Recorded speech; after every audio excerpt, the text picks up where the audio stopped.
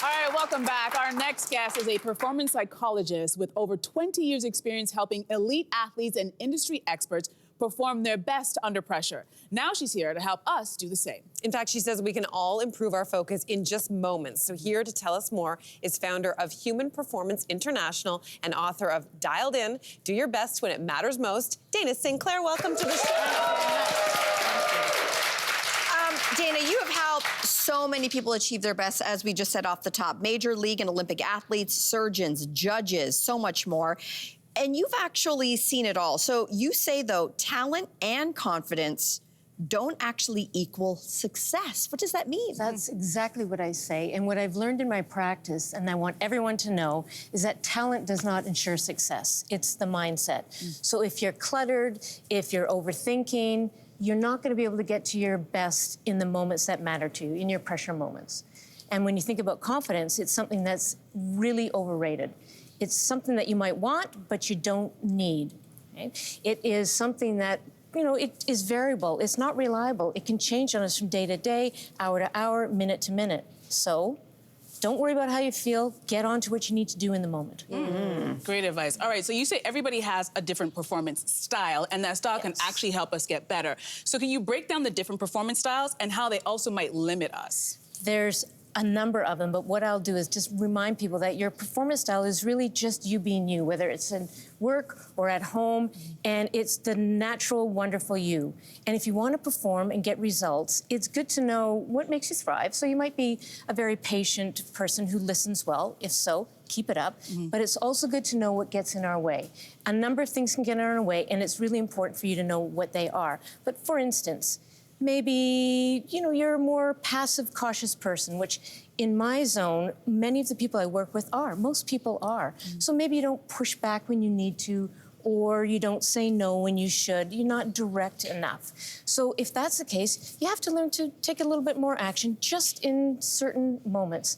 You know, make things happen, not just watch them happen. There's many others. There's lots of examples in the book. Okay, so I've been doing a lot of research lately on burnout, and I've discovered that the majority of people who are burnout are high achievers. So what do you do if your performance style is actually contributing to, you know, like, how do you counterbalance that?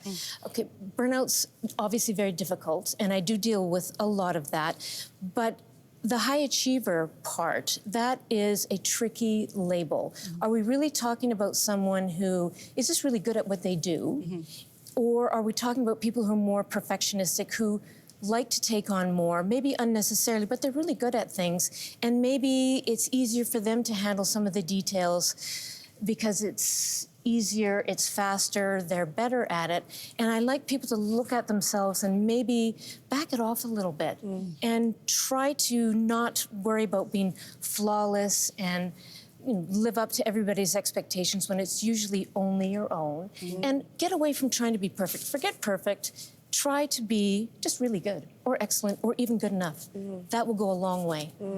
You know, one thing that happens is right before a really high pressure moment, you can see a lot of people who we get in our own heads, and that gets in the way of achieving something. How do we stop getting in our own heads right before a big moment? Well, it helps to pre-plan, but everybody gets in their own heads, but there's a process to it. So take time before the event and figure out what your hot spots are, what your super derailers are, what really bothers you or messes you up in the moment. It could be thinking about results. It could be being negative. It could be self-criticisms, what other people are going to think.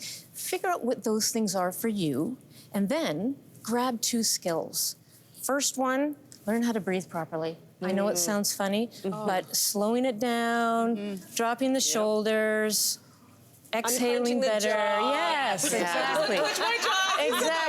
Exactly. Sinking to the seat, wherever you are, that's the first thing. Then you have time to actually think. And what am I supposed to be doing again? Oh yeah, if it's an interview, I better look at the interviewers, sit back, and actually connect to what they're saying to me and listen to the words. It's things like that. So those kinds of cues really help once you've settle down. Some mental cues. I just settled down with all the instructions you just gave me, so thank you so much for that. So my next question, you say you can transform negative talk to smart talk. First of all, define what smart talk is and give us examples of how we can do that. Okay, I'm going to talk a little bit about self-talk. There's two parts to it.